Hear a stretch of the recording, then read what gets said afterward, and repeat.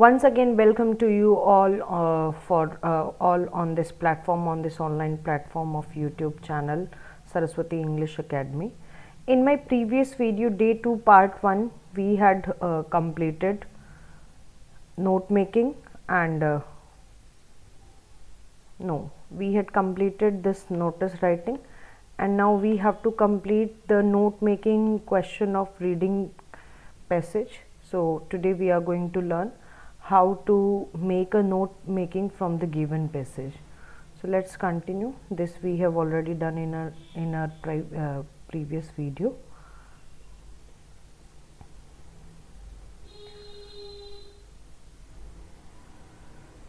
I hope आप सब ने ये क्वेश्चंस कर लिए होंगे, लेकिन मेरे पास अभी तक सिर्फ Swati Verma, I want to congratulate Swati Verma, बड़ी ही एक्टिव सब्सक्राइबर हैं और बहुत फटाफट अपना सारा प्रैक्टिस में लगे हुए हैं, and I am damn sure कि ऐसे कैंडिडेट्स का सिलेक्शन ज़रूर होगा.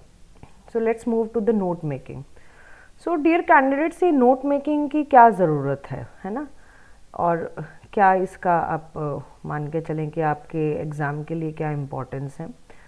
तो रीडिंग पैसेज एक आपका आएगा 600 वर्ड्स के अराउंड, और उसकी आपको एक समरी लिखनी होगी और एक आपको उस पैसेज के नोट मेकिंग बनाने होंगे. तो अब ये जो क्वेश्चन होगा वो 10 मार्क्स का होगा. 10 मार्क्स में जो डिवीजन होगा वो कैसे होना चाहिए.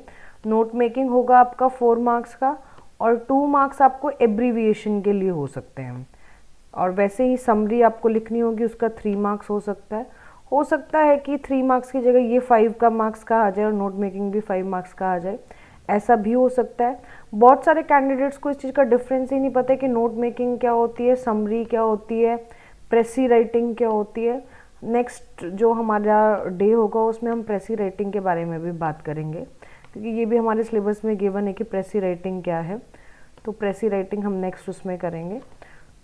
अभी हम नोट मेकिंग और समरी समझते हैं क्या है. सबसे पहले इसकी इम्पोर्टेंस क्या है. कैंडिडेट्स, नोट मेकिंग हम क्यों कर आनी चाहिए. कोई भी पीजीटी इंग्लिश टीचर जो बनने वाला, उसको नोट मेकिंग का तरीका आना चाहिए.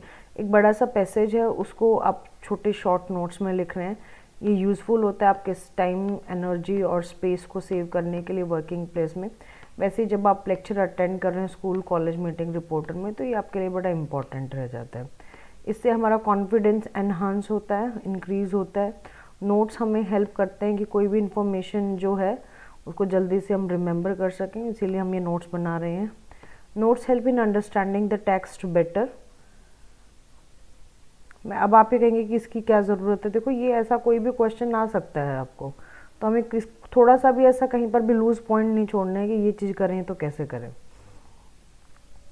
अब नोट्स कैसे बनाए जाते हैं. Prepare notes using phrases only, never use complete sentence. आप कंप्लीट सेंटेंस ना यूज़ करें उसमें. The topic sentence of each paragraph is the main point and idea affiliated to it. Like जैसे जो उसके सब पॉइंट्स होंगे, 1 और मोर हो सकते हैं depending on the concept in the paragraph. Third, each सब पॉइंट मे और may not have supplementary ideas which become सब पॉइंट्स. अब देखो, जो भी हम सब पॉइंट लिख रहे हैं, जैसे पहले हमने मेन पॉइंट लिखा, फिर उस मेन पॉइंट के हमने सब पॉइंट लिखे, अब सब पॉइंट का भी हमने सब पॉइंट लिखा.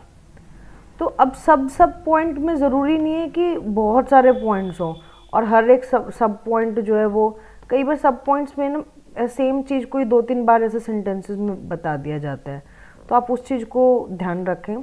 Provide an appropriate title for the notes और द समरी और the abstract as given in the question. एक अप्रोप्रिएट टाइटल बहुत ज़रूरी है. कैंडिडेट्स, ये जो टाइटल लिखना जो आप भूल जाते हो ना नोट्स मेकिंग के टाइम पे, तो इस टाइटल के 1 मार्क्स होते हैं. इस टाइटल के 1 मार्क्स होते हैं. अगर ये 10 मार्क्स का आएगा तो इसमें 1 मार्क आप अपनी बेवकूफ़ी के कारण, अपनी केयरलेसनेस के कारण मिस कर सकते हो. Include a minimum of 4 to 6 distinctly different recognisable short forms abbreviations of the words in the notes. अब 4 से 6 ऐसे, मतलब डिस्टिंक्टली डिफरेंट रिकग्नाइजेबल, कि जो अलग से यूनिक हो सकें, ऐसे शॉर्ट फॉर्म्स आप बनाएं, एब्रीविएशंस बनाएं नोट्स में, ताकि वो अलग से हाईलाइट हो पाए कि हाँ भाई आपने एब्रीविएशन बना रखे हैं. Cover all the important points in the notes meaningfully to prepare the abstract summary in about 80 to 100 words. और जो आप समरी बनाएंगे ना नोट मेकिंग के बाद में, वो समरी आपको इन नोट्स की हेल्प से बनानी होती है।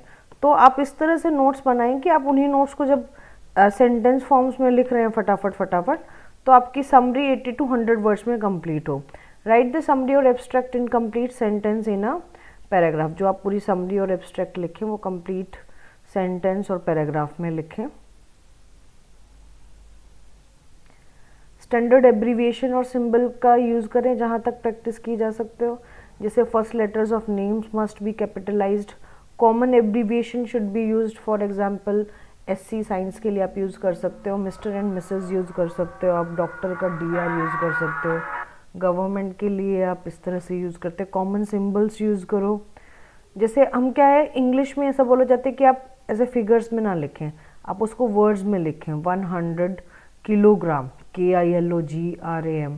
लेकिन आप जब मेजरमेंट्स को लिख रहे हैं नोट्स में, तो वहाँ भी आप फिगर फॉर्म में लिखें उसको। राइट। जब आप अपनी खुद की एब्रीविएशन बना रहे हैं तो उस जो मेन साउंड है वर्ड की वो बिल्कुल ध्यान रखें। ऐसा ना कि मेन साउंड आप छोड़ चुके हैं और आप बाकी वैसे अपनी मर्जी से कुछ भी बना रहे हो जिसका कोई सेंस नहीं बने। आपकी एब्रीविएशन पढ़ने से ऐसा पता चलना चाहिए कि हाँ भाई ये एब्रीविएशन है। ठीक है। अब जैसे EDN फॉर एजुकेशन, डेवलपमेंट के लिए आपने DDVLPT लिखा है। Retain the suffix so that when you are going over the notes later you may understand the full form of abbreviation। अब एजुकेशनल वर्ड है ना, एजुकेशन के पीछे आपने AL लिखा है, तो अब इसका जो सफिक्स जो भी यूज़ कर रहे हैं आप, वो अच्छे से L जैसे ये लिखा है तो आपको क्लियर हो गया। प्रोग्रेस लिख रहे हैं आप, तो प्रोग्रेस लिख के आपने VE लिखा है ताकि आपको क्लियर हो जाए कि प्रोग्रेसिव लिखा हुआ है।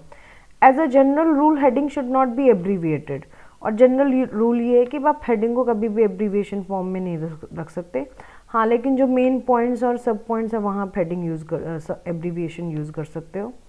Ideally you do not require more than 4 to 5 words to be abbreviated in a passage besides the common abbreviation. Common abbreviation जैसे मिस्टर, मिसेस, डॉक्टर, ये तो आप लिख ही सकते हैं। साथ में आप 4 से 5 एब्रीविएशन इनफ है। बहुत ज़्यादा लिखने पर भी वो गलत दिखाई देगा, आपके लिए नेगेटिव हो जाएगा। Now read the following passage carefully. अब ये मैं आपको एक एग्जाम्पल दिखा रही हूँ, आप ये पूरा पैसेज पढ़ें, इसका स्क्रीनशॉट ले लें, इस पूरे पैसेज को पढ़ें एंड आफ्टर रीडिंग इट, आप ये इतना ही है पैसेज आपका। ठीक है। आफ्टर रीडिंग इट, अभी आप इसको पॉज कर दें अपनी स्क्रीन को और इसके नोट्स बनाएं, नोट बनाकर देखें एक बार। और जो आपकी नेक्स्ट स्लाइड है, यहाँ मैंने आपको सॉल्व्ड एग्जाम्पल्स दे रखे हैं। जो आपका ये आने वाला है, जो नोट मेकिंग आएगा वो एक्सपेक्टेड है। अगर आपको रीडिंग कॉम्प्रिहेंशन पैसेज में नोट मेकिंग और समरी का पैसेज आता है तो आपको एक क्वेश्चन तो आएगा एब्रीविएशन बना के, और उसको एक टाइटल देते हुए आपको नोट्स बनाने हैं। अब देखिए आंसर मैंने लिखा हुआ, एक सैम्पल आंसर है आपके सामने। आपको ऐसे करके टाइटल वर्ड लिखना है और ब्लैक पेन से, आप ब्लैक और ब्लू पेन लेके जाएंगे एग्ज़ाम सेंटर में, आप उसको ऐसे हेडिंग डालेंगे, the art of conversation notes. फिर देखिए ये मेन पॉइंट डाला है कन्वर्सेशन एंड आर्ट, फिर इसके सब पॉइंट्स डाले हुए हैं और सब पॉइंट्स के साथ में देखिए आप ये इस तरह से काफ़ी सारी एब्रीविएशंस को यूज़ किया गया है। Charming, brilliant, friendship, fellows, interesting. फिर second subject, second main point है, फिर उसके हमने सब हेडिंग्स बनाए हैं, फिर सब हेडिंग्स की सब हेडिंग्स भी ये बना रखी हैं। इस तरह से एक सैम्पल आंसर है आपके लिए, you can go through it and check it. And with the help of these notes a summary has been made. ये समरी आपको 3 या 4 मार्क्स की आ सकती है एग्ज़ाम में, तो इस तरह से आपको समरी लिखनी है। Thank you. अभी जो मैं नेक्स्ट पार्ट आपको करवाने वाली हूँ डे 3 का, इस डे 3 के पार्ट में आज हम करेंगे, मैं आपको दिखा देती हूँ एक बार कि हम क्या करने वाले हैं। Just hold on. जो हमारी डे 3 की जो वीडियो होने वाली है उसमें हम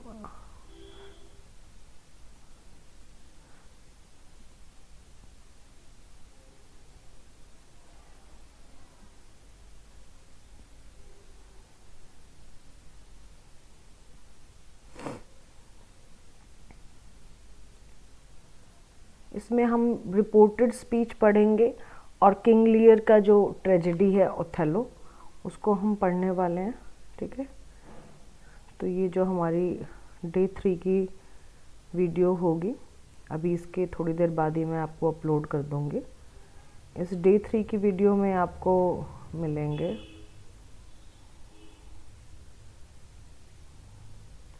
रिपोर्टेड स्पीच, हम सारे पढ़ेंगे। रिपोर्टेड स्पीच आपको 4 मार्क्स का आने वाला है। फिर ओथेलो पढ़ेंगे कि किस तरह से एक ट्रेजेडी क्या होती है, और ओथेलो के बारे में हम काफ़ी कुछ पढ़ने वाले हैं। ओथेलो की जो समरी है वो भी मैं आपको हिंदी में भी बताऊंगी और इंग्लिश में भी हम डिस्कस करने वाले हैं। तो हम ओथेलो पढ़ेंगे इसके बाद, और रिपोर्टेड स्पीच पढ़ेंगे, ठीक है। So that's all for today, thank you.